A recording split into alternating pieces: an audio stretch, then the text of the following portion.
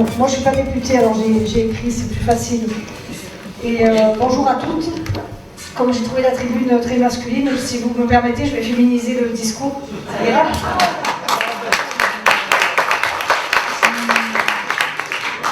Merci pour vos interventions. La FSU, section locale Martigues-Port-de-Bouc, remercie les insoumises et insoumis de Martigues de leur invitation. C'est l'occasion pour nous de partager quelques minutes de votre temps pour vous dépeindre le tableau noir de notre rentrée scolaire, pas si sereine que veut bien le dire le ministre. À ce jour, le gouvernement n'a pas apporté de réponse crédible à l'inflation. Pire, il cherche à accélérer sa volonté de démantèlement de l'État social en fragilisant à nouveau l'assurance chômage et les retraites.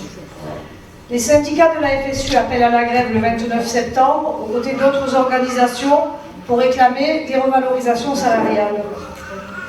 Même si à la rentrée, une enseignante et quelquefois un enseignant étaient devant chaque classe dans le premier degré, ce qui n'a pas été le cas dans le second degré, le volant des remplaçants et des remplaçantes disponibles sur Martigues et Port-de-Bouc est déjà sous tension, ce qui veut dire que très rapidement, on va connaître des difficultés de remplacement.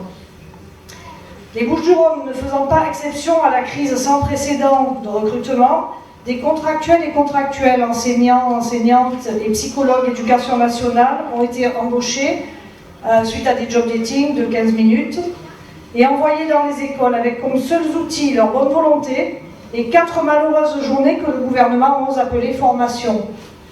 Cela n'augure rien de bon pour un service public d'éducation qui se doit d'être de qualité. Nous le devons pourtant à nos élèves, nous le devons à vos enfants. C'est une question d'exigence, une question de respect, une question de société.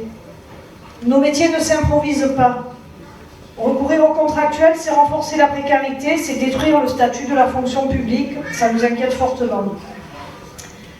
La précarité à l'éducation nationale, elle atteint des proportions inacceptables, avec l'école inclusive libérale, menée à marche forcée, sans moyens véritables, en ayant recours de façon massive à des AESH sous-payés, méprisés et malmenés par l'institution même qui les embauche. Cette politique déplorable se traduit par des situations de souffrance aussi bien pour les personnels que pour les parents et les enfants. Il faut que cela cesse. C'est une question de dignité. Les réseaux d'aide aux élèves en difficulté, les RASED, ont disparu, continuent à être démantelés, ils disparaissent tranquillement du territoire en portant avec eux ce qui peut rester d'aide aux élèves en difficulté au sein des écoles, renvoyant aux familles la charge de trouver des aides à l'extérieur de l'école, renforçant ainsi les inégalités.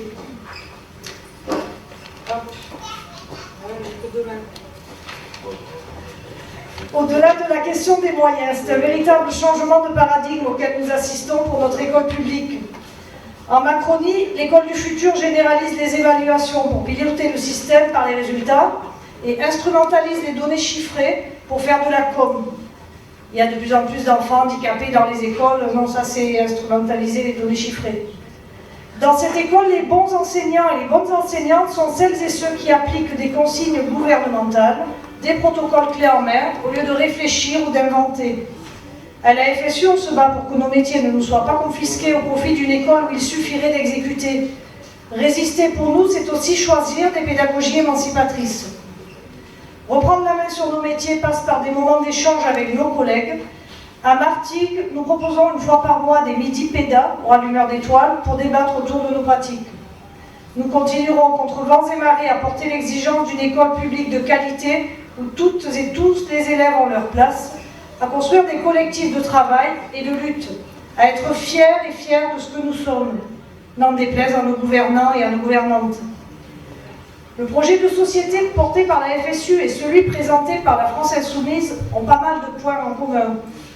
Face aux urgences climatiques, écologiques et sociales, nous devrons créer les conditions de mobilisation commune, réellement co-construire ensemble dans un cadre large et ouvert avec les partis politiques qui partagent ces valeurs, aujourd'hui rassemblés dans la NUPES, avec les syndicats et les associations réunies dans le cadre du Plus Jamais Ça, cela dans le respect de l'identité et de l'indépendance de chacun et chacune.